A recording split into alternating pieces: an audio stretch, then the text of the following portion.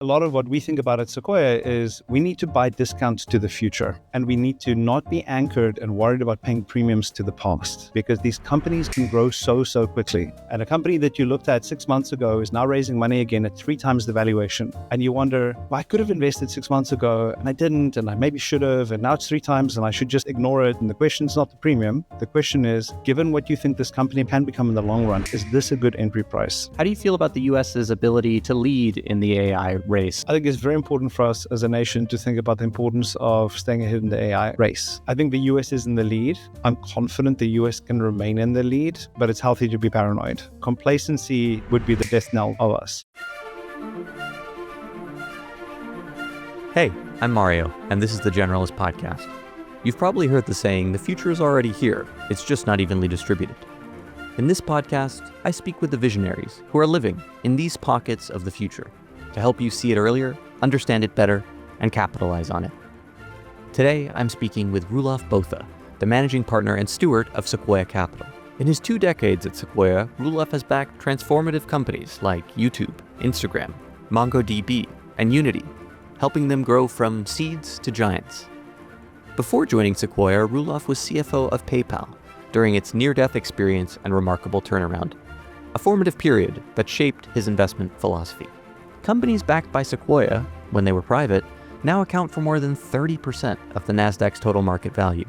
This extraordinary track record stems from the firm's ability to maintain shrewd judgment across more than 50 years of market cycles.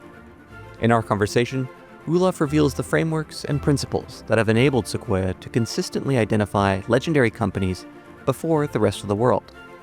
He also shares how he maintains equanimity during speculative booms. In our conversation, we discuss the psychology of investment decisions and how naming your cognitive biases can disarm them, the art of maintaining discipline in abundance, why certain companies with excessive funding often lose their edge, and lessons from historic missed opportunities, including Roelof's candid reflections on passing on Twitter's early rounds. I learned so much from this conversation about building a resilient investing mindset. I hope you'll walk away with practical insights about making sound decisions in uncertain circumstances. This is a new podcast, so if you like it, I hope you'll consider subscribing and joining us for some of the incredible episodes we have coming up. Now, here's my conversation with Roelof Botha. This episode is brought to you by Brex. Fred Adler, the influential venture capitalist of the 1970s, was known for displaying decorative pillows in his office that featured a signature business philosophy: corporate happiness is positive cash flow. In today's post-SERP environment, Adler's wisdom feels particularly relevant, as founders need to make every dollar work harder. That's exactly what Brex delivers. Their modern finance platform was built specifically for startups like yours and designed to help extend your runway when capital efficiency matters most. With Brex, you get global corporate cards with up to 20x higher credit limits and no personal guarantee required. Their banking solution has no minimums and no transaction fees, while letting you earn high yield from day one with same-day liquidity. Best of all, Brex knows you were born to build, not juggle spreadsheets and finance tools. Their AI-powered platform brings cards, banking, expense management, and travel all in one place. It's simple, scalable, and designed to get you back to what you do best: building. More than 30,000 companies, including 1 in 3 US venture-backed startups, trust Brex to help make every dollar count toward their mission. Join them at brex.com/Mario. This episode is brought to you by WorkOS. What do companies like OpenAI, Cursor, Perplexity, Webflow, Plaid, and Vercel all have in common? They use WorkOS to power enterprise features like single sign-on, directory sync, and multi-factor authentication. WorkOS is set apart by its modern APIs and SDKs for seamless enterprise integrations. Plus, it's free to get started. Whether you're a scrappy startup or rapidly scaling, WorkOS has the solutions you need to secure enterprise deals. Future-proof your authentication stack with the identity layer best suited to meet the evolving demands of enterprise environments. Find out how at workos.com. Roelof, thank you so much for being here today. I've been looking forward to this conversation a huge amount. And as you know, this is a podcast about the future, but our discussion today is going to be a slightly different spin on it. Really, the mindset it takes to anticipate the future, assess it with clear eyes when it arrives, and avoid some of the irrational exuberances that tend to crop up when bubbles do appear. Challenging topic. Yeah, you've lived through some of these cycles, of course, with PayPal and Sequoia, and Sequoia 5 decades plus of navigating these. So just to begin and level set a little bit, do you think we are currently in a bubble? I don't think we're currently in a bubble. At least my definition of a bubble is something where you have widespread inflation of asset prices across every single category. And so when I think about, at least the ones that I've lived through, the dot-com era, largely fueled through monetary policy because of the concerns of Y2K. It seems like a distant memory, but that was actually a lot of what fueled it. The financial crisis, what we experienced during COVID, you experienced very low interest rates, and it really propelled all asset prices. I don't think that's the case right now. US real estate, both residential and commercial, is candidly still very soft. We have an internal tracker here at Sequoia. We send it out every Monday as a reminder to be rational and level-headed as we look at late-stage private companies. There's about 690 public tech companies that we include in this basket. And we look at the current median multiple, enterprise value to revenue multiple of this entire basket of companies. And right now it's sitting at the 60th percentile of the last 2 decades. So when you look at that in aggregate, I think it's hard to argue that in general we're facing a bubble. And I think the question that maybe the next turns or comes to mind is there a bubble in AI? And I think that's one that I think is up for debate. But at least a lot of what we think about at Sequoia is we need to buy discounts to the future, and we need to not be anchored and worried about paying premiums to the past. And so this is one of the very difficult psychological things that you have to overcome being an investor in technology, because these companies can grow so quickly. And a company that you looked at 6 months ago is now raising money again at 3 times the valuation. Yes. And you wonder, well, I could have invested 6 months ago and I didn't, and I maybe should have, and now it's 3 times and I should just ignore it. But that's not the question. The question is not the premium. The question is, given what you think this company can become in the long run, is this a good entry price? So many different threads that I'm excited to unpack that we're going to cover, I'm sure. But I can't help but think about this Monday tracker and how you sort of use it to, level set yourself, sort of understand, it's a little bit of a this is water reminder to yourself of this is where we're at, this is what we're looking for. What other indicators, if anything, is in that Monday tracker that sort of helps you stay sane? Well, in addition to that particular tracker, we have a sheet that we hand out that summarizes all the investments we've made to date in the current fund that we're investing. And it's a useful way to just reflect on what is the quality of the companies we're assessing today. How does it measure up to the companies we've agreed to invest in? And admittedly, there are mistakes in there and there's some good decisions in there, but it's a useful mechanism because humans are very good relative decision makers.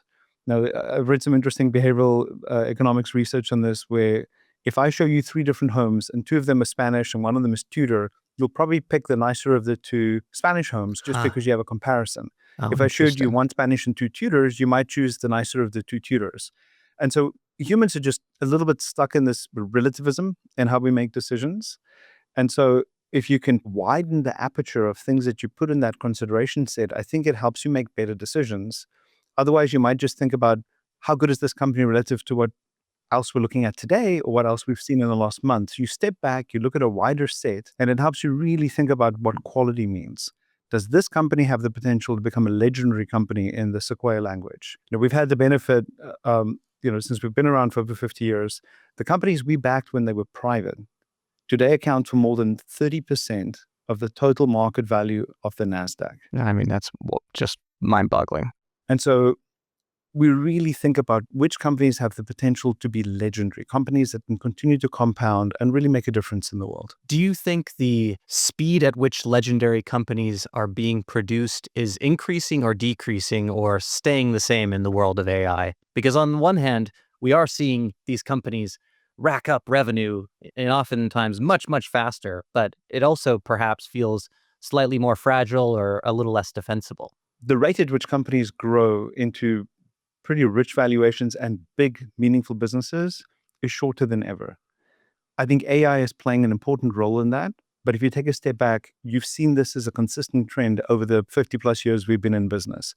So I don't think it's a new phenomenon. It's a continuation of a trend that has been persistent. Now, if you want to unpack why that is, when we first started off, the reason it's called Silicon Valley, obviously, is the origin of semiconductors. And the founder of Sequoia, Don Valentine, actually worked in the semiconductor industry. And his vision was to invest in companies that would benefit from this incredible rise of the semiconductor industry. And so if you look at the history of our investments, in the 1970s, it was a lot of semiconductors. By the 1980s, it became more what you'd call systems, where you put together entire systems. So whether that was companies, we weren't in investment in Sun, but Sun Microsystems or Tandem Computer, those sort of companies. Then you ended up with enterprise software like Oracle. Later on, we started to connect all these systems, and that led to the rise of companies like Cisco and the era of networking that led us to the 1990s, where we ended up connecting the entire world with the internet. And then we had cloud, then we had mobile, and now we have AI. So we'll sort of speed through this evolution of 50 years. At every point, distribution has become easier than ever before. When we took PayPal public, there were about 400 million people on the planet that had access to the internet. Smartphones didn't exist.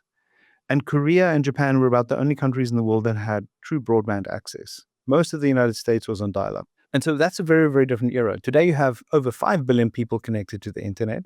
Most of them have access to mobile devices, so it's an arm reach away to get access to a service. And you have all this data that is accumulated. And so when you put all those ingredients together, it is understandable that every successive generation has a quicker rise.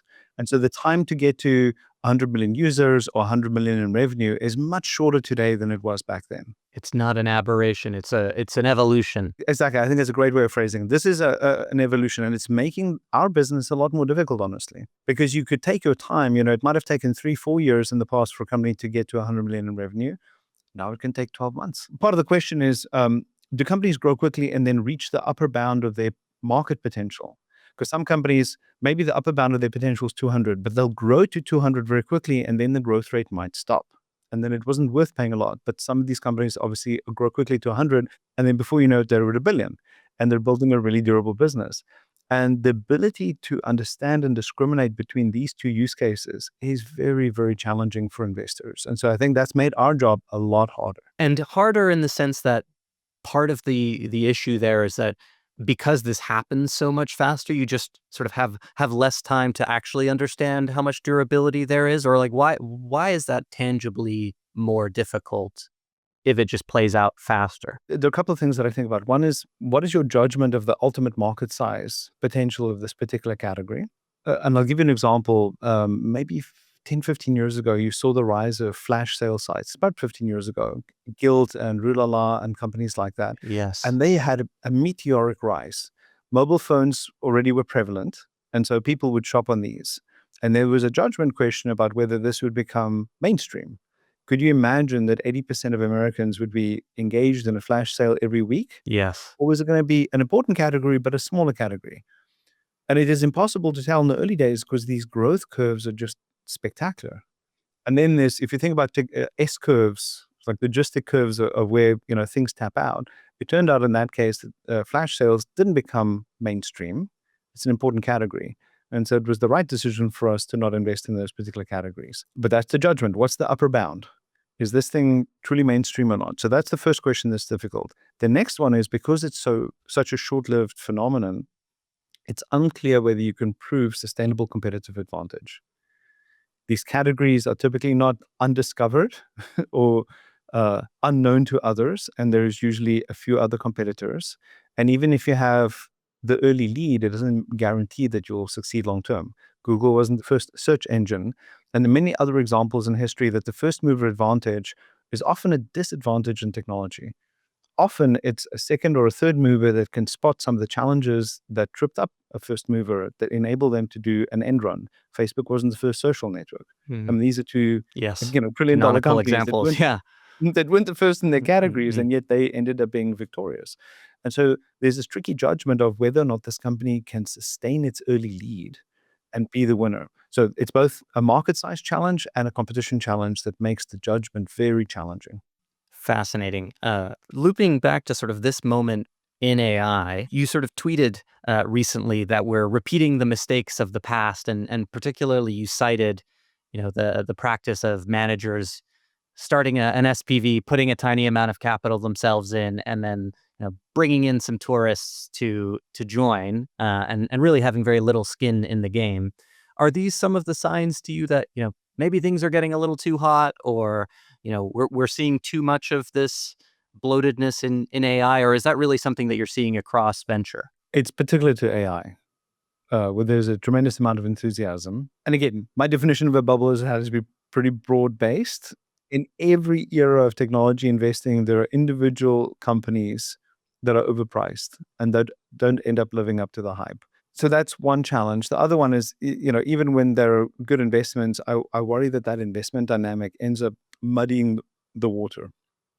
Maybe part of that experience is, born from my own firsthand experience at PayPal, where when we had a limited runway left, when we had 7 months of runway left, it really forced us, to get religion, so to speak, and to focus on a bunch of innovations that ended up defining the company's success, because it was born out of necessity. And so I sometimes worry that if fundraising is very easy and companies have excess capital for what they need, that discipline doesn't enable innovation, because it's so easy to just hire more people or cope with not having great gross margins, or maybe your sales and marketing efficiency isn't quite good enough yet, but doesn't matter. You've got such a big balance sheet. You'll just, it's growth at all costs. And I don't know if that's the best ingredient for building the healthiest business long term. How often do you see a company raise what feels like too much, and the founder actually is able to retain that sense of discipline? This is a very top of mind for me, because I've talked to a few founders recently where they've sort of talked about, actually things are going great. I could pull forward a round or two. I'm sort of weighing it up. And often, we'll have a discussion like this, and their perspective is, well, I'm not going to fall into that trap. Like, I know that I'm going to keep the discipline and keep it tight and make hard trade-offs. Is that something that, like, really you do see it change depending on the manager in a radical way? Or is it just that we are human, and so can find ourselves buffeted by these circumstances more than we might imagine? For better or worse, I think we're human. And there's a reason Kahneman won the Nobel Prize for his seminal work in this field. Yes. It turns out we're not really irrational. I think that, the fact that we're not fully rational, sort of clinical decision makers, doesn't mean we're irrational. It just means that we're human. And we have, sort of these other innate reasons why we do things. The founders that I've seen who are able to maintain discipline even when their cash balances are very high are those who have often had a scarring experience. So when I think about a Brian Chesky, we were a seed investor in Airbnb. My partner Alfred is still on the board of the company, spectacular business. And the company had a near-death moment in early 2020 during COVID. And that was really challenging. And I think Brian has lived through that valley, and I think he's learned from that. And I doubt he would fall prey to this sort of temptation in the future, given what he's lived through. But honestly, unless it's a lived experience, I think it's very hard for people to restrain themselves given excess capital. It is something that is so hard to impart to someone. I can't remember. I think it was Bismarck who has a great quote about only fools learn from experience. A wise man learns from the mistakes of the past. But it is so hard to actually feel it in a real way unless you have lived it. That's difficult, honestly. I mean, and look, I was guilty of that too. I was part of this, the same PayPal management team that is often praised for what they were able to accomplish. That same team in March, April, May, June 2000, we were spending money like drunken sailors. Now, our burn rate peaked at $14 million a month in June of 2000. And then reality struck. The NASDAQ had crashed. It was clear that we would not be able to raise money again, given how the environment had changed. And that same team that was so prodigal suddenly was able to figure out a lot of the key ingredients that made the company successful. So it's not a commentary on the quality of the people or that they're inherently good or bad. It's just, these environmental constraints or freedoms often define our behavior. Now, a lot of the advice we get, now in the case of PayPal, Michael Moritz was on our board, and he was a spectacular board member. And I remember him showing up at these board meetings in Q2 2000 when the NASDAQ was starting its slide. And Michael kept on asking us, what is your runway?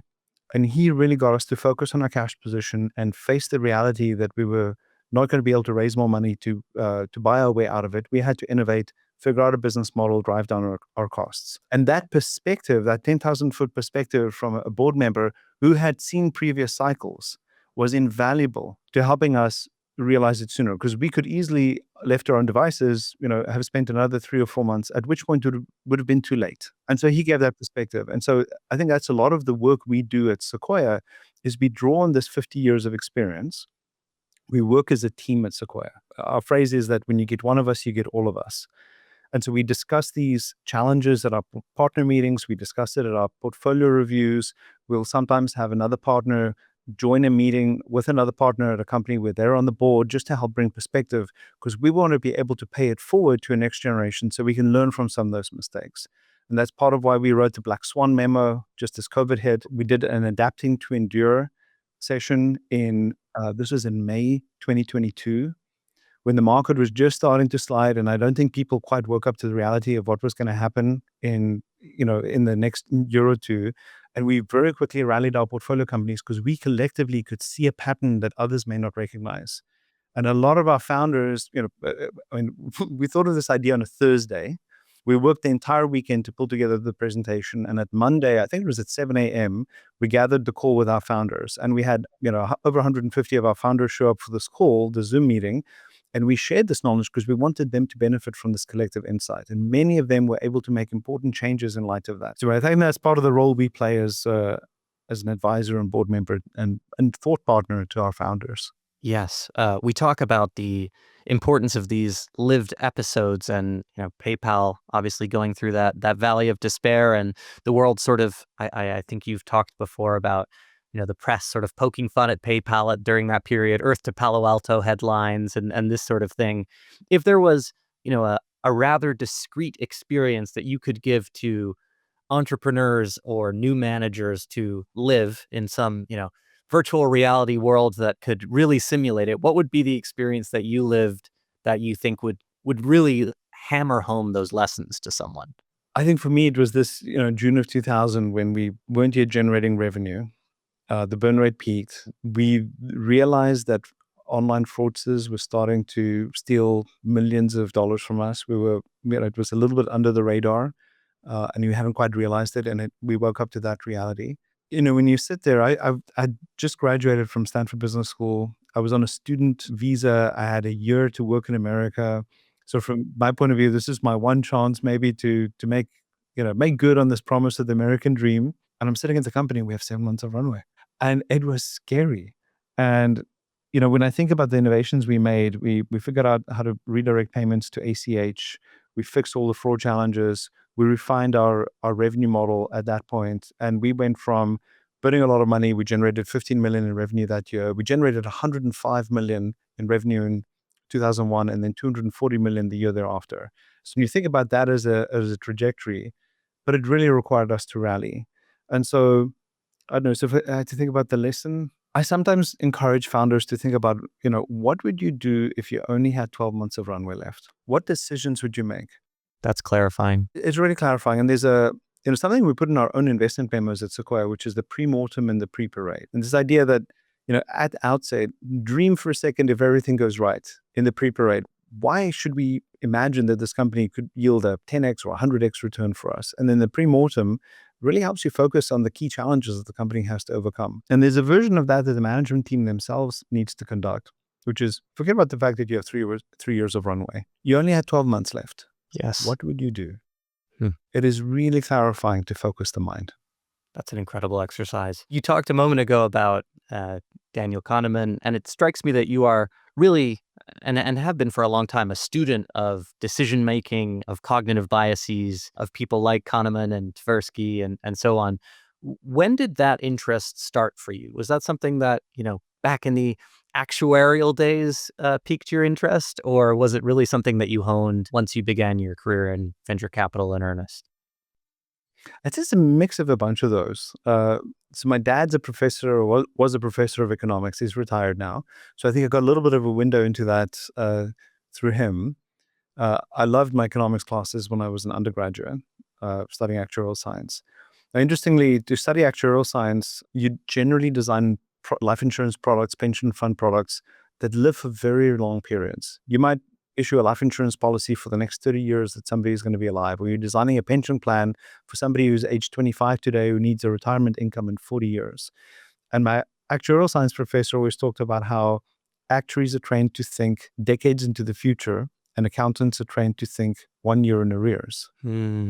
Wow. And I think there's something about thinking very long term that he implanted, and it was part of the actuarial training, which really suited me well to what is one of Sequoia's unique advantages, which is thinking long term.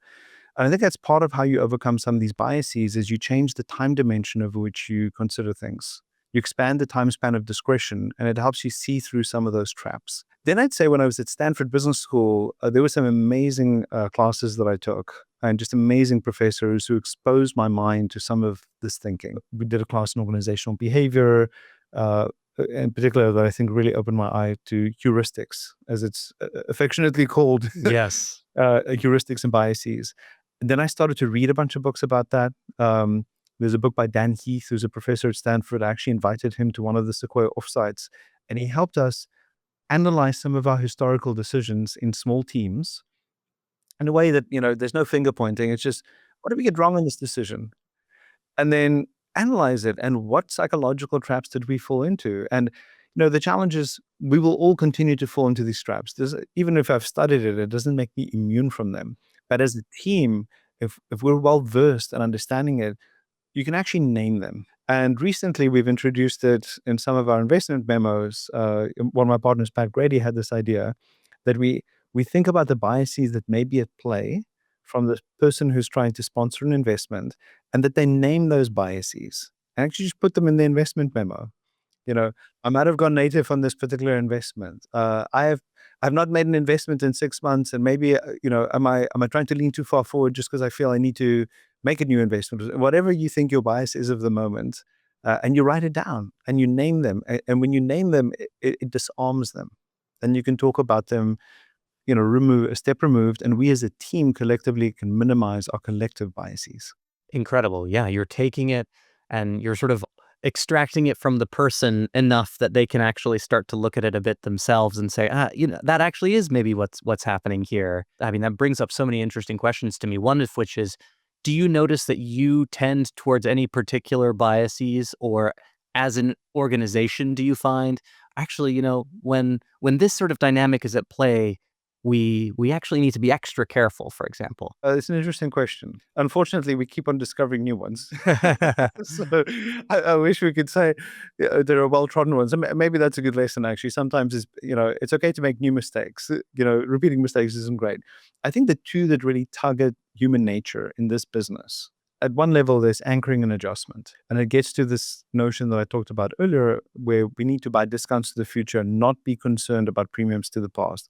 And it's very, very difficult. It's very difficult. We deal with it in the venture team, where we looked at a seed opportunity, and then the venture opportunity comes by 3-6 months later, and you regret not making that seed investment, but now the price is so much higher.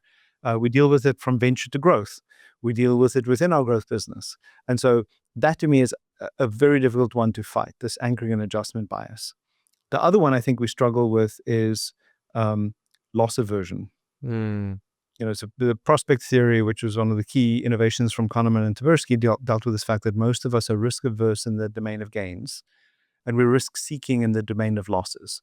And the concept basically is, if you're down, you'll often double down in the hope that you'll make up the losses. Yes. But the loss aversion in the domain of gains is just as dangerous, because it means that when you're up, you might just cash in your winnings. And when we have this ability to invest in companies that just keep going, it's very, very difficult to accept that. The fund's already in a good position. This is already a very nice return. Why don't we just, bank our winnings, so to speak? And that to me is the equivalent of, getting to the finals but not striving for gold, or maybe even striving for a record. So that's part of the reason we instituted and created the Sequoia Capital Fund, which we launched about 3 years ago, which systematically gives us an opportunity to continue to hold on to shares of companies where we were early investors, where we believe there's long-term compounding potential. And we bifurcate the ability for some people who do want to sell for liquidity reasons to take some of their shares, but by and large, we're able to hold on to some of these spectacular winners for many more years. This episode is brought to you by Explo, the best way to share data, dashboards, and reports with your customers. Are your customers asking for more data and reporting? Are you tired of manually pulling data or having your engineering team build analytics?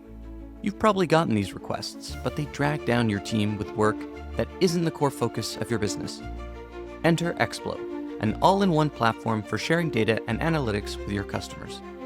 Getting started is easy. With Explo's low-code functionality, you can build dashboards, emails, or set up data exports for your customers.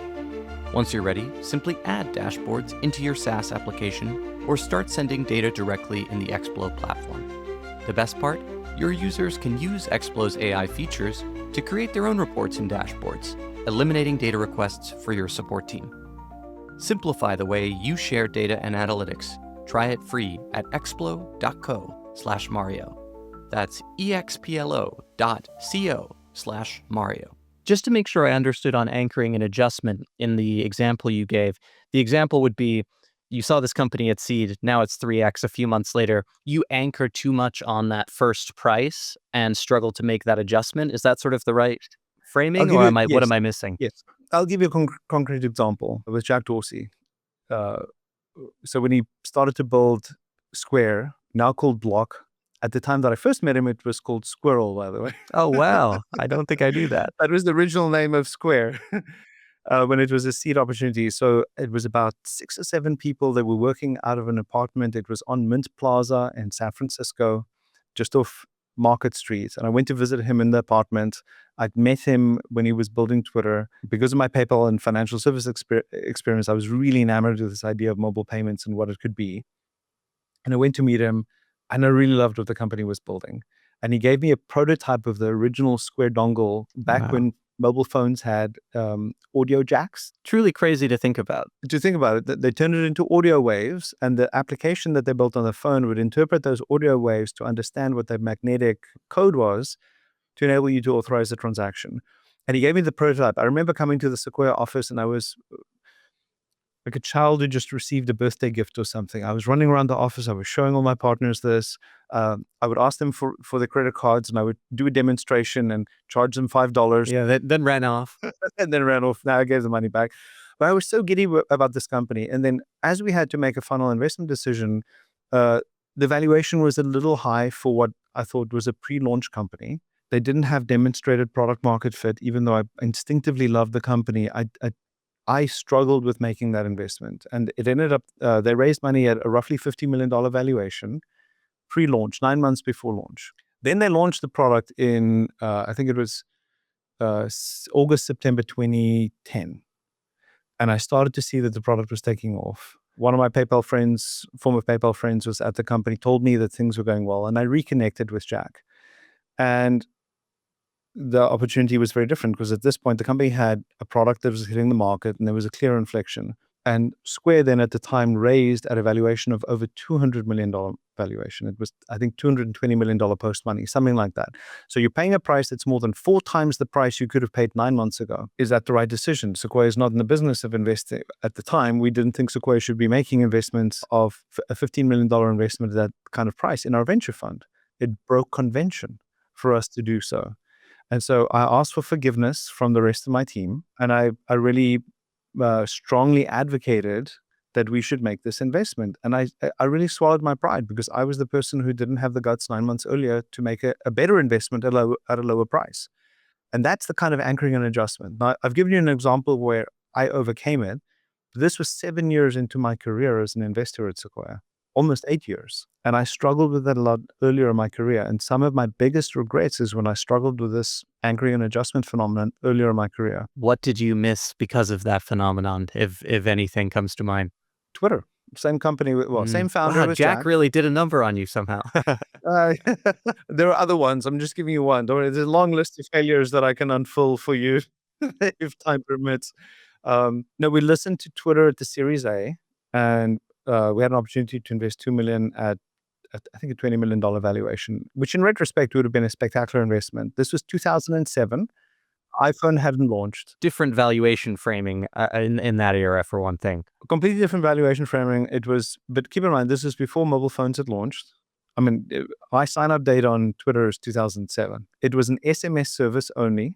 There was no app. And so you'd get SMS messages from your friends saying, I'm at the coffee shop or whatever. I mean, it wasn't as compelling a product by any stretch as it became. And they had a struggling business model because they had to pay for termination charges of all these SMS messages, especially in international markets. I remember Italy in particular was a very expensive market for them because it gained adoption and there was no business model, but they had to pay all the carriers for terminating these SMS messages. So we said no. And maybe when I think ex ante, it was probably the right decision. Ex post, clearly it was the wrong decision. But I'm not sure with the same fact pattern, if you had 10 of those types of opportunities, my suspicion is the consistent answer would have been to not invest under those circumstances. The struggle then was when the company raised money a couple of years later, the Arab Spring had happened, and Twitter had clearly become a successful company. And this was, in particular, the investment that happened in early 2009 was also at around a $200-ish, $250 million valuation range. But at this point, the company had proven product market fit. Smartphones had launched, the App Store had launched, and it was a very different product. And I think there was a sense in, we're not going to do this again. We're not going to look at Twitter again. We already looked at it before. It's a much higher price now. Let's just move on to the next Series A and not make the Series B or Series C investment. And that was a terrible mistake. That was an absolutely terrible mistake. And I think the way that was seared into my experience enabled me or helped me correct that with the Square decision, which happened roughly 2 years later. Wow. So, you mentioned a little bit earlier when we were talking about some of the cognitive biases and influences at play, the concept of time span of discretion, which was an idea that I actually had never heard of before, but I came across it in doing some research, and your partner Alfred has written about it. And, it sort of stems from this research by a social scientist, Elliot Jaques, who studied a corporation and saw that, different people along the chain basically had different time spans in their life, or in their minds. The workers on the factory floor were maybe thinking hour to hour, the management year to year, and so on and so forth. For you as a venture investor, and also now, in your leadership role at Sequoia, what are the right time spans to actually think in? Like, is it right to think about it on a fund length cycle, longer, shorter? in general, I'd say our time span has to be much, much longer. And there's some nuances to the particular question you're wrestling with, of whether you're thinking decades or whether you're thinking years. But those candidly define the range. It's not quarters and it's not days. When we think about Sequoia itself, my title is that of steward, because my role is to put Sequoia in a better place than I found it. I need to make sure that Sequoia is in a great place for the next generation that manages Sequoia. In the same way that Don Valentine didn't call it Valentine Ventures, enabled the next generation, who in turn enabled the next generation. That is the obligation that I have, and future leaders will have, to make sure that we're a great partnership for the long run. And what that means is we need to be the first choice for outlier founders who want to build exceptional businesses. And we want to serve our limited partners, who we define as largely being great causes, foundations, endowments, and nonprofits. The privilege you have of working at Sequoia is you work with entrepreneurs who change the world on the for-profit side, and the returns we generate primarily go to helping nonprofits do incredible work to solve some of the areas where the market system fails, because it doesn't cover all contingencies. It doesn't always deal with poverty or basic medical research or education. And so we're proud that these are the sort of people whose money we manage. We don't invest to help the rich get richer. It's just not in our wiring. And that was something that Don Valentine imprinted on us very early. So I'd say when we make many of our decisions, we have this very long-term time frame that we think about at Sequoia. That has enabled us, in my mind, to be distinctive in how we think about investments. Because again, we think very long-term. We don't worry about whether or not the company can go public in 3 years, 5 years, 10 years. It's part of why we set up the Sequoia Capital Fund. We have a truly strong and differentiated advantage of thinking very long-term. It translates to how we then work with our companies. The reason several of our partners are still on the boards of public companies Where we don't have the right to be on the board is because the founders and the management team want us on the board. And part of why they tell us they want us on the board is we bring this very long-term perspective to public company boardrooms that are often tempted to focus on the next quarter. Are we going to make the earnings the next quarter? What are the results for the year? But maybe the more important question to ask is, are we putting in place the right strategy to really become an even better business in 5 years or 10 years' time? And so I think that is really what distinguishes us. Now, there's a temptation where you live completely in the long run and you don't have a sense of urgency. And I've got to tell you, that's something that we don't suffer from. So there's the pace we have at Sequoia is absolutely relentless. We work feverishly. Our team is incredibly committed and relentless in the pursuit of an opportunity.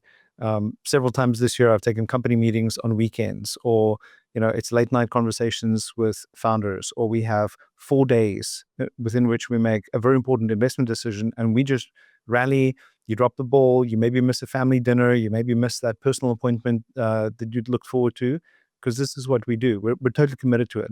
So thinking long term, in my mind, is not in contrast, or is not in tension with also having an incredible sense of urgency every single day. How do you inculcate that mindset in the rest of the team and keep the maybe not underdog mentality, or maybe that is the right way to frame it, but the real feeling that you are only as good as your next deal when you're at an organization that has been, at the top of this game for a really long time? In many ways, you would expect some level of motivation decay or urgency decay. No, that's the risk. One of the phrases I've used in some of our all hands meetings is, nothing wilts as fast as laurels that have been rested on. We published a book 2 years ago called Lingua Franca. And lingua franca is sort of your internal language, your nomenclature. And the book captures a lot of the phrases and wording we choose at Sequoia. So, for example, we don't use the word deal because we're in the business of partnering with founders and becoming their business partners as they build their companies. We don't do deals at Sequoia. So this is just a small example. In the back of the book, in individual handwriting from every team member, we wrote, "We are only as good as our next investment." And it's almost not quite like taking a blood oath, where we all wrote this down and we assembled everybody's handwriting with this phrase. And we're completing a small remodel of our office. And in that new office, in the kitchen, there'll be a wall with everybody's handwriting that says, "We are only as good as our next investment." And so we live that. We recruit for that. So the sort of person who joins Sequoia has that kind of drive. I don't think it's always the easiest place to work, to be honest. I think the joy we take comes from winning, not from being happy per se. Happiness is a derivative of success and winning, and being relentless about that. So that's how we find the people who work at Sequoia. It's part of how we think about internal culture and the reward mechanisms, the review process, and the promotion process. I'm always fascinated by these little but big ways that companies, create this sort of winning culture for such an extended period of time. And I know that your partner, Michael Moritz, has written about Manchester United and Sir Alex Ferguson, and has talked about how, when people ask him, why haven't you written about a book about Sequoia? He's like, well, I actually sort of did. It just happens to be in the lens of this football club that was so good for so long. And yeah, those sort of cultural habits and practices are so important in inculcating it. So it's super interesting to hear how you've done that. Just to interrupt for a second. So my dad is a Manchester United fan. Oh, I'm so sorry for him.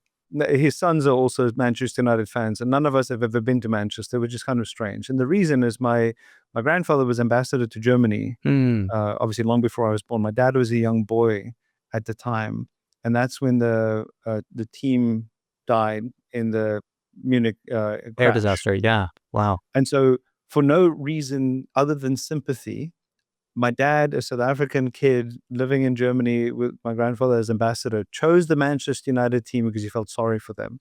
And so through accident of history, our family became Manchester United fans. And so anyway, I felt some of the pain of the team having lost some of that. And getting back to this point about thinking long term, at least my superficial understanding of some of what's gone wrong was under the owners, the recent owners of the club, they didn't make long-term investment decisions. The facilities, the youth program, the way that they selected and brought up young talent didn't enable them to think long-term and to thrive. It was sort of maximizing the value over a really myopic period. And that's part of why the team is in trouble now. And so I try to learn what I can from that lesson too for Sequoia in terms of what we need to do to continue to think really long-term. Do you find sports teams and those sorts of institutions useful inspiration and useful guidance for Sequoia? Are there, other teams that you've studied, I imagine from rugby perhaps, that you think, gosh, they have managed to be elite for so long? Maybe the All Blacks. Maybe the who? The All Blacks? I'm a South African. No, I admire the All Blacks. They're a fantastic team, and I really do admire the All Blacks, even though it's painful to sometimes have them beat the Springboks. But I actually look at rugby more generally, and my partners are sometimes, I think, a little bit frustrated because I'll show little YouTube clips at some of our team offsites, and they don't quite understand all the rules, but I'm trying to elicit some of the learnings from rugby, and I actually think there's some really useful ones for us. Rugby has the most number of players on the field of any sport, any professional sport. Is that right? Wow. You have 15 from each team on the field. Huh. I didn't realize that was the most. Rugby has an incredible variety of body types because the nature of the play is, soccer is relatively more similar. Yes. Rugby, you can have the 300-pound or 140-kilogram prop whose job is primarily to scrum, but they have to run for the rest of the match too. You have the scrum half, which is typically somebody who's 5'8" and relatively slight. You have the wing, who's typically incredibly fast. You have the lock, who's typically 6'6" or 6'7" and has to catch the ball in the line out. And part of the value of that for me, for Sequoia, is we need to celebrate differences and skills that we bring to bear, because our goal is to make great investment decisions and to help those companies flourish. And if we were all former VPs of engineering or we were all former CFOs, I don't know if that creates the right breadth of experiences to bring to bear to help us be successful. So I think about that aspect of rugby. Rugby is also a continuous game. It's not a stop-start game. So in football, by comparison, the quarterback determines many more of the play decisions. Rugby being an open and continuous game, you have many more players who have to make decisions. And so for me, our team every single day is out there meeting companies, making decisions, serving on boards. And there's a far more distributed set of decision makers on the team. So you don't have as much authority or control vested in a particular role or the captain or the coach as you might have in other sports. So for me, there's some really fascinating things to learn about rugby. The last one I'd mention, which to me is super important. In rugby, no one really cares who scored the tries. The only thing that matters is whether or not your team won. That's really interesting. And for me at Sequoia, we have something similar, which is we want to have exceptional individualism and we want teamwork. It's both. It's an and, it's not an or. So in the same way in the rugby team, you need to shine in your individual role and play brilliantly, but what matters is the team's victory. And so if that means that I found an investment that you end up leading and that somebody ends up helping you make that into a successful investment, that's fantastic. This is pure curiosity, but what position did you play in rugby? When I was in South Africa growing up, I played in the forwards. I played lock and loose forward. And then when I played for Stanford Business School, when I came to the United States, we had a surplus of loose forwards and not as many people who grew up playing the game. So I played scrum half because I had a decent pass and I had a decent kick. And I'm 6'2". So it served as an interesting intimidation factor because when we meet the opposing team, that position is normally somebody who's 6 inches shorter. And so when they'd see me, they'd wonder, what is the size of the rest of the team? Yeah, wait to see the other guys come out. It was a fun experience to play. We've talked a little bit. You mentioned how important outlier founders are to this equation at Sequoia. Obviously, it's central. Have you noticed any changes in the founder archetypes that succeed in this new world of AI versus some of those in the past? Like, has that part of the game changed at all? Largely, the archetype of founder today is the same as it's ever been, for the most part. And the reason I say that is, at the end of the day, I look for founder problem fit, even more than founder market fit. I try to understand what is the problem that this person encountered that uniquely enables them to go and address this particular problem. And so, one of the companies I've worked with for a long time is called Natera, which is a public company now, about $2 billion in revenue. The founder and I met in high school in South Africa by pure chance. He came to Stanford. He studied physics and electrical engineering and was working on satellite signal processing. And his sister had a child that died within a week of birth in 2002 from a genetic condition that was undetected during her pregnancy. And that really shook his life. And the founder, Matt Rabinovitz, is absolutely brilliant. He went back to Stanford. He was an associate professor, and he went and studied everything he could about biology and genetics to get smart about that. And he started this company with a mission of helping people to have healthy babies. And today, this company is responsible for testing half the pregnancies in America to give couples comfort of mind, peace of mind that their unborn child is healthy.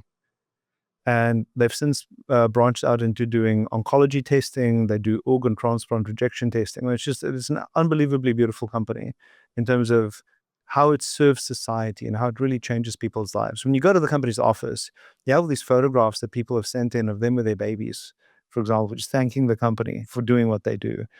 In that case, Matt encountered a problem that motivated him to go and solve the problem. Eric Yuan at Zoom, he was at WebEx.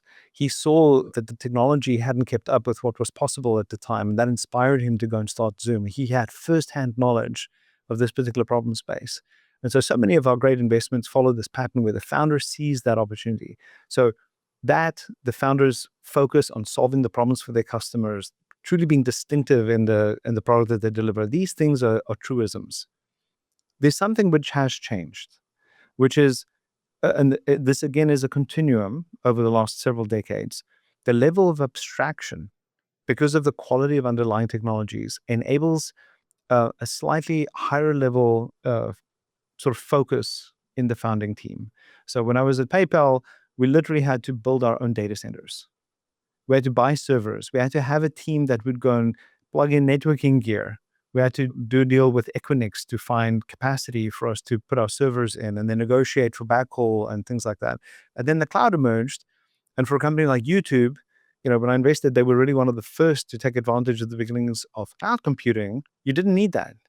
And you also had the emergence of open source software by then that made it much easier for YouTube to use Memcache and MySQL and a bunch of other technologies to enable them to scale very quickly. Fast forward to today, generative AI capabilities is making it possible for product managers and designers with far fewer engineers than might have been the case a decade ago to build really compelling services and applications. And so that's, I think, the piece which is changing, which is the tool set enables a slightly different flavor of entrepreneur to become proficient. An entrepreneur who maybe is not as technically versed, but can use these tools to sort of like get up and running enough. Absolutely. Now, and I'll give you a concrete example with Brett Taylor. We're an investor in Brett's company, Sierra, which is a spectacular company. Brett is obviously a legend. He was a founder. He was the CTO of Facebook. He became co-CEO of Salesforce.com after they bought his company Quip. And now he started this company, Sierra. Now, he's a brilliant engineer. But a couple of months ago, maybe over the Christmas break, he decided to use what was then available in ChatGPT, and he's on the board of OpenAI. Obviously has insights into what is possible, but he used the commercially available service from OpenAI, ChatGPT, and he recreated the early product that they shipped at Sierra on his own, without writing a single line of code. What that required was clarity of thought, an ability to think as a product manager and be very clear with the requirements that you described, an ability to go back and forth with the chatbot in that situation to clarify misconceptions, but to be very precise in how you describe things. And he recreated what they'd initially built. Wow. That is startling. So, I'll be honest, when I heard that anecdote from my partner, Ravi, who's on the board of the company, I felt as though I was just a complete novice. I'd heard about prompt engineering, and I sometimes wondered how much of that is real and is there real substance to that. And it's clear that if you are skilled, there is an incredible amount that you can get out of what is already available in these generative AI tools. Given your work with Natera, I'm sure you have also spent a lot of time thinking about how AI and healthcare intersect. And I know you've talked about AI being a technology that maybe favors the incumbent more than the insurgents. I'm curious if you still feel that way, and two, if that is the case, how does someone like Natera start to, unlock a new step change in what they're able to do with AI? The reason I said that AI may disproportionately favor incumbents over startups is that it doesn't fundamentally present a new distribution opportunity, a new channel of distribution. I think the internet and mobile were more disruptive for startups than maybe the cloud was. Now, maybe the cloud to some extent enabled self-serve software as a service companies to disrupt on-prem software companies. And maybe you can argue that self-serve nature was a little bit of a disruption to distribution. But for consumer products, the internet and mobile totally presented new distribution channels. And you could see a company that was successful at mobile completely usurp the company that was desktop bound. AI is not quite the same. I have no doubt that you're going to see spectacular companies built in AI because a fast mover who tailors the product to the needs of consumers distinctively may still benefit from the innovator's dilemma shackles that burden incumbents. But nimble incumbents have access to this tool, have an existing distribution footprint, have existing data that they could use to tailor these models to build distinctive services. So I think it sort of makes it easier for incumbents to withstand the onslaught of these wonderful companies that we back than may have been the case in another era. That said, obviously, we're investing in companies at a wonderful pace, and I love the wonderful investments we have right now. I just think we need to think about that distinction very critically. But in the case of Natera, we've started to use these large language models to incorporate health data with genetic data. And Matt, who had studied, machine learning with his electrical engineering background and satellite signal processing and things like that, loves embracing this new technology. And we have a very strong team at the company under Steve Chapman's leadership, exploiting some of these. So we've started to make use of AI to save expenses on the back end. So there's a tremendous amount of administrative overhead in the healthcare system in general, which I think is ripe for disruption with AI. So that's an area we've already deployed it. But then at the front end, actually helping us make better decisions for our patients or our customers. We're using these models to improve the quality of the algorithms that we use to make predictions about genetic disease outcomes. And we're starting to use it in a way that may help us build therapeutics. Can you build personalized cancer vaccines, for example, by incorporating a person's genetic history with their health records, so the phenotype of what has been expressed, to come up with interesting insights. And that's a lot of what we're working on. We've sort of touched on just how obviously transformative AI is, but also it's clearly a very strategic technology. How do you feel, given Sequoia's global scope, but it's obviously a U.S. Sort of based firm, how do you feel about the U.S.'s ability to lead in the AI race? Are you confident about our sort of primacy there? Is that something that we need to be thinking about more as a nation? I think it's very important for us as a nation to think about the importance of staying ahead in the AI race.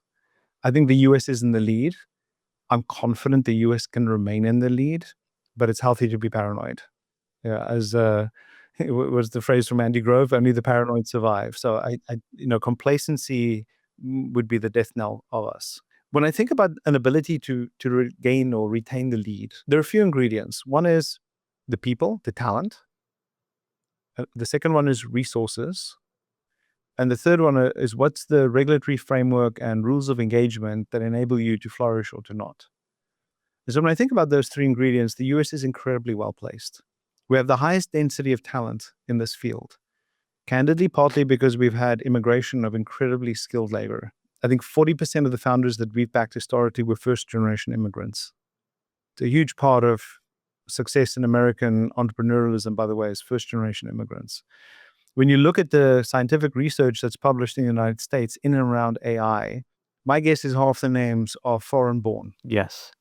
And often China-educated initially. Often China-educated. And so I think it's important for us to continue to be welcoming of immigrants. So I'm an immigrant to America, so I believe strongly in the value of being open to immigration as a way for us to continue our advantage. So that's an important part, is the US has the talent. Again, we shouldn't be complacent. We should make sure we continue to attract talent, and we're welcoming to talent. And I love some of the ideas that, sort of staple a green card to every CS PhD in America. It might be a really good idea. The second one is resources. So obviously, the US has been the home of this innovation in GPUs and all the other infrastructure that you need. When you think about the footprint we have in America with data center capacity, with the right types of chipsets and the right data, I think we have an incredible advantage from a resource point of view. And then the third one is, what is the framework, the regulatory framework that enables you to flourish? And in the US in general, the reason the US has a much higher per capita GDP than most of the countries in Europe, I mean, there's a stunning statistic actually that there's only one country in Europe that has a higher per capita GDP than the poorest state in America, which is Mississippi. Wow. Germany has a higher per capita GDP than Mississippi. No other country in Europe is a higher per capita GDP than Mississippi. And this is because the US has built a really good system to encourage economic prosperity, protection of property rights, an efficient bankruptcy process through Chapter 7 or Chapter 11, this creative destruction idea that Joseph Schumpeter is renowned for. There are just so many of these dynamics, a flexible and mobile labor market. All of these ingredients go into the kind of dynamism that makes America so successful. And then we have a benign regulatory framework for AI at the moment. So those three ingredients, in my mind, put the US at an advantage. Europe has fantastic talent. I think they have access to the resources. I worry that their regulatory environment may just slightly hamstring them from strictly regulating AI and making labor mobility more difficult. And then I think in China, over the last decade, it's just not been as welcoming to tech entrepreneurship. To put it mildly, yeah. The number of companies founded in China has actually dropped precipitously over the last 5 years. And so I know that there's been a lot of excitement about some of the recent advances in China, but I just still don't think they quite rival the US and in how dynamic and welcoming we are to this kind of innovation. In my sort of slightly stalkerish forensic research for preparing for these conversations, I saw that you had been interested in a video that I think was posted on X from the historian Niall Ferguson, talking about how America is sort of faring in our debt payments to military spending ratio. As a former CFO and someone who pays very close attention to the numerical parts of these equations, curious what you thought of that and which parts of it factor into how you think about the markets today, the world today, and U.S. technology. So Neil Ferguson is a friend. I'll admit. He's a Scotsman, but he has a soft place for South African rugby, and he and I actually went to a rugby match together in Paris last year during the World Cup, which was a lot of fun. And I loved his books. I mean, he is a prolific economic historian, and his books are an absolute delight. And it's always fun to listen to him and to hear how his brain works. And his insight around this, I thought was fascinating. I mean, it was written up in the Wall Street Journal as well, so it's a pretty accessible synopsis of this insight that, as you pointed out, when debt payments exceed your defense spending, your country's in trouble. And to me, it's really symptomatic of overspending. There's the opening phrase in The Tale of Two Cities that really deals with this idea that if you just spend slightly more than you earn, it's in misery. And if you spend a little bit less than you earn, you end up with prosperity. And unfortunately, the US has been borrowing from the future a little bit too much. The federal budget over the last 4 years increased by 45% in America in 4 years. And I don't think anybody would argue that the federal government was a lean, mean fighting machine 4 years ago. So I think the US has some real challenges around efficiency and making sure that we're just more disciplined. We just cannot continue to have the level of government spending we do in this country and sustaining these debt levels. It'll eventually come home to roost. And there's a lot of history that points to that. And I don't think we can avoid these sort of basic principles of governance and economics.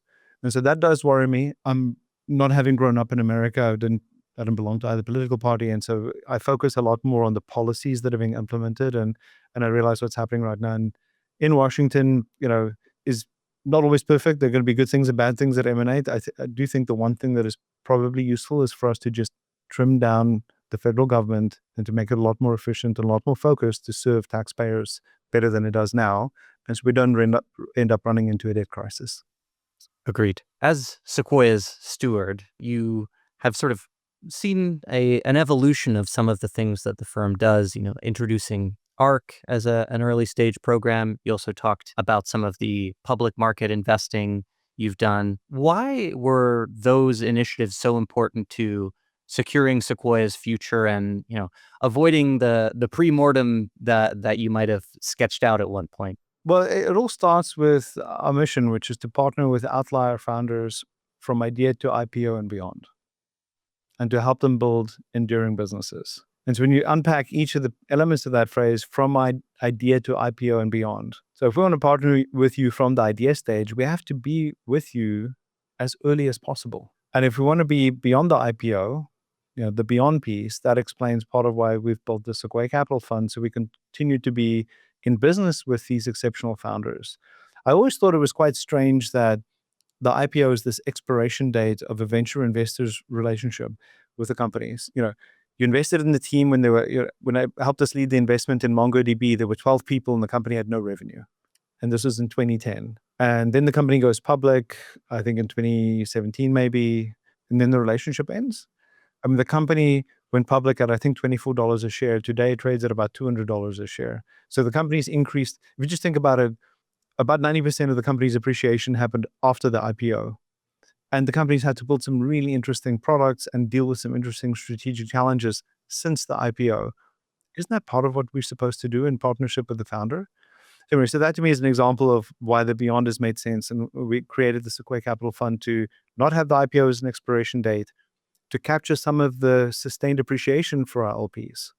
So in the last 3 years since we launched the Sequoia Capital Fund, the gains in the fund over and above what we would have distributed those shares for to our LPs is north of $4 billion.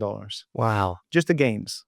So in the last 3 years, we've made an extra $4 billion for our LPs by holding on to these shares in the Sequoia Capital Fund. So this is so interesting, because I think one argument that someone could make about something like the Sequoia Capital Fund is, well, okay, once these companies go public, do you still have an edge in analyzing them? Maybe your edge is in the private markets, and once they go public, you no longer have some asymmetric understanding or information.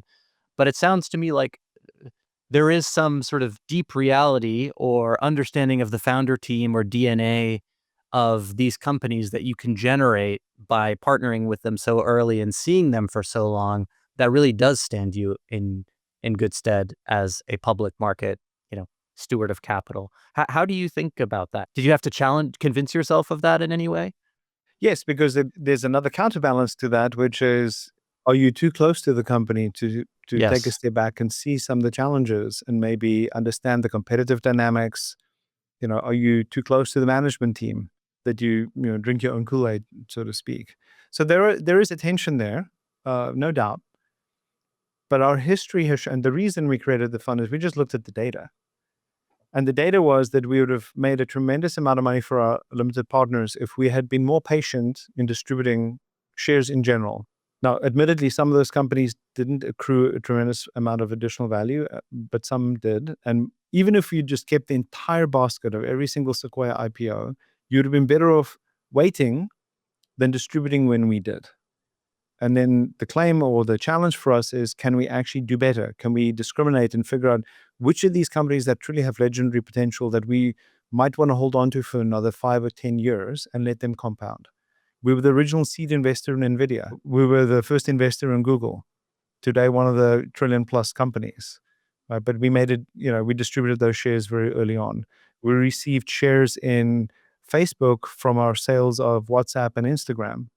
And in both cases, we were patient. We waited a while before we distributed those shares. But if we'd had a fund structure like this, maybe we'd have held those shares much longer, and we could have accrued much more in gains for our limited partners. So that's the spirit of it. The other end of the spectrum, we want to partner with founders as early as possible, from idea stage. When my partner, Jim Gates, helped us partner with Palo Alto Networks, it was Nirzuk and him ideating and thinking about what the future of firewalls might look like, I think in 2004, when we first met Palo Alto Networks. When we invested in Natera, there were 2 people. When we invested in YouTube, there were 3 people. They actually moved into our office. When we invested in Airbnb, there were the 3 founders. We have this history of partnering with founders very, very early. And there's so much joy in helping shape and build these companies from the earlier stages. And by the way, when I say build, the credit goes to the team that's inside the building. And I understand that, having been on the other side of the table. But I think we bring a tremendous amount of value and perspective as the business partner to these founders. So we have a seed fund that's dedicated to helping us find these early stage companies. We've always been in the seed business, but it used to be that we'd make seed investments in our venture fund. Now we have a dedicated seed fund, a dedicated venture fund, and a dedicated growth fund. We're also one of the first firms back in 2005 to really build a dedicated effort in around growth investing with a dedicated team so that it wasn't an afterthought for the venture team to make some growth investments. And they've been distinctive in the way that they've pursued that business. And so we have this ability to support you from idea stage all the way through. The ARC program we built was a way to bring company building expertise in a batch fashion to existing Sequoia companies. And that's a very important distinction. And the idea is that you can take, a half a dozen or 10 founders at very similar stages, and in 4 to 6 weeks, we can have them go through a program where we share some of this accumulated company building knowledge, really helping them see around corners.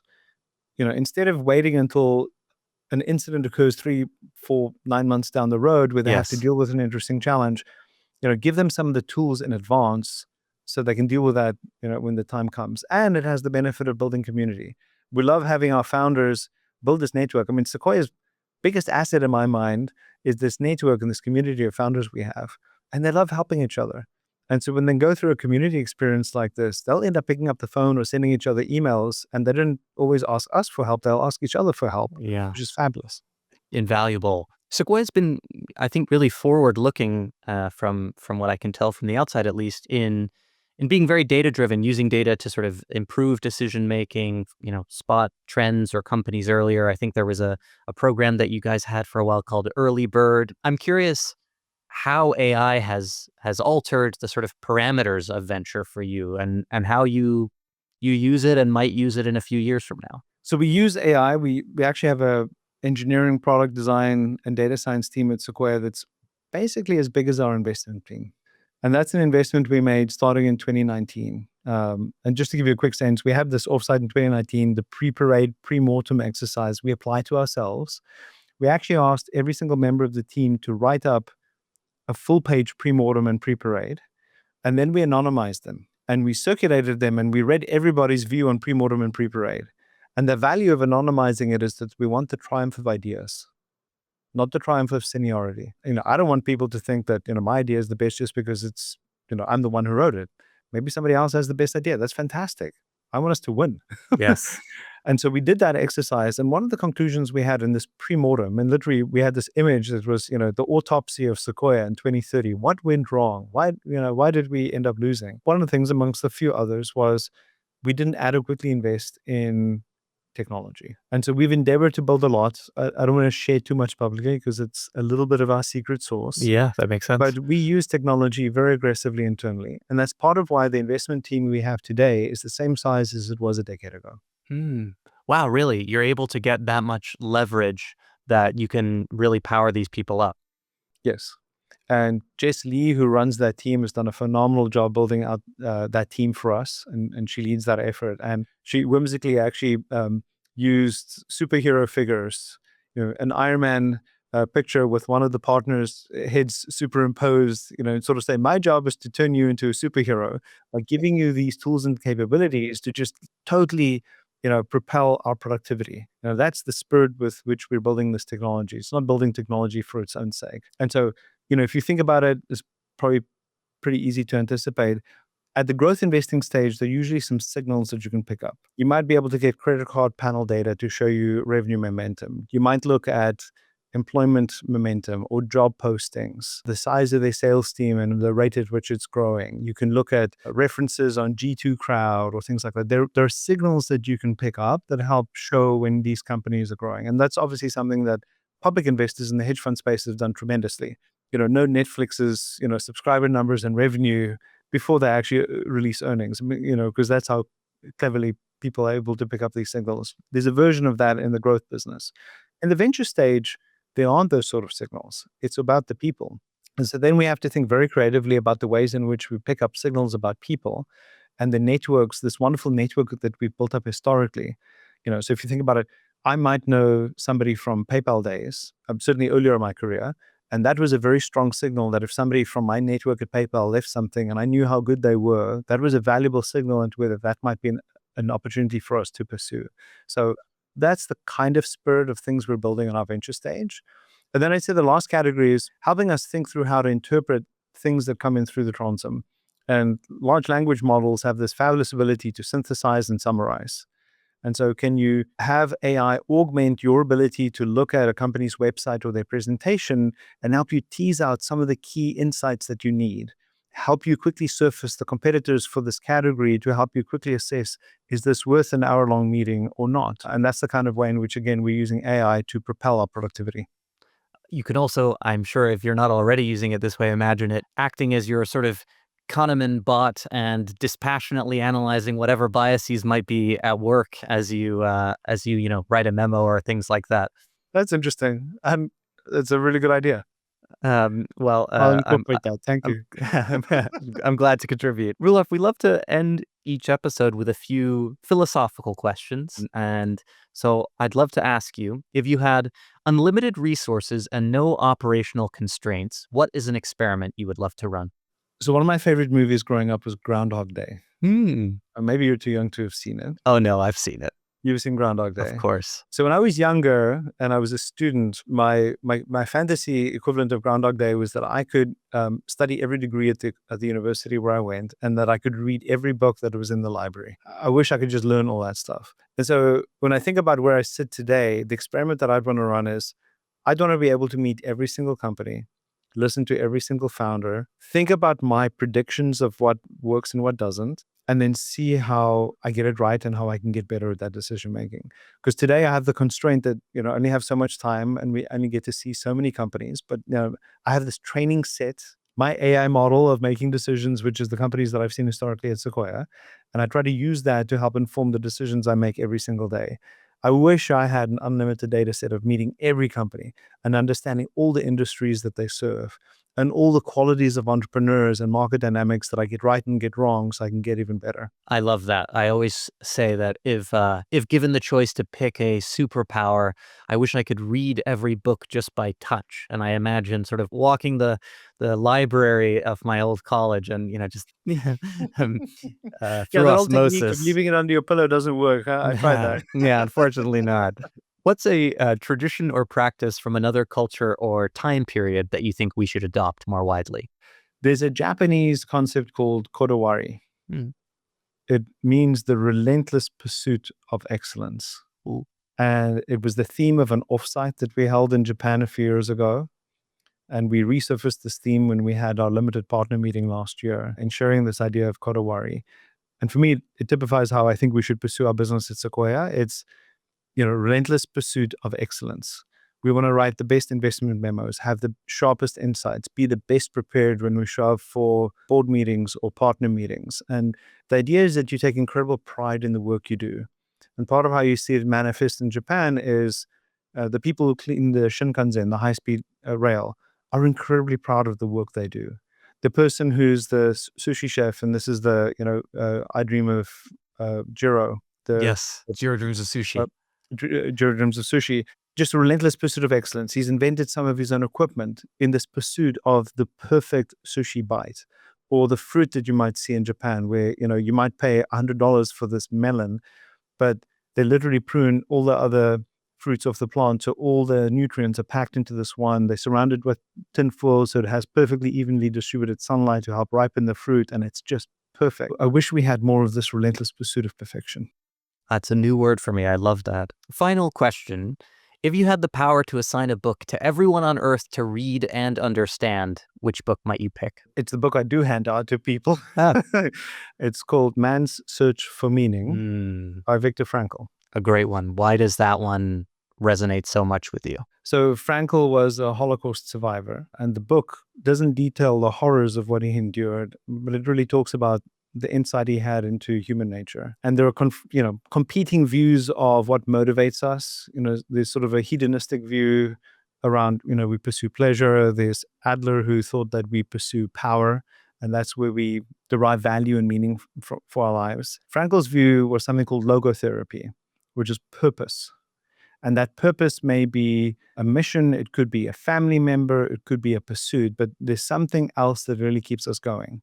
And he had that insight before he went into the concentration camp, but it was honed by his experience there.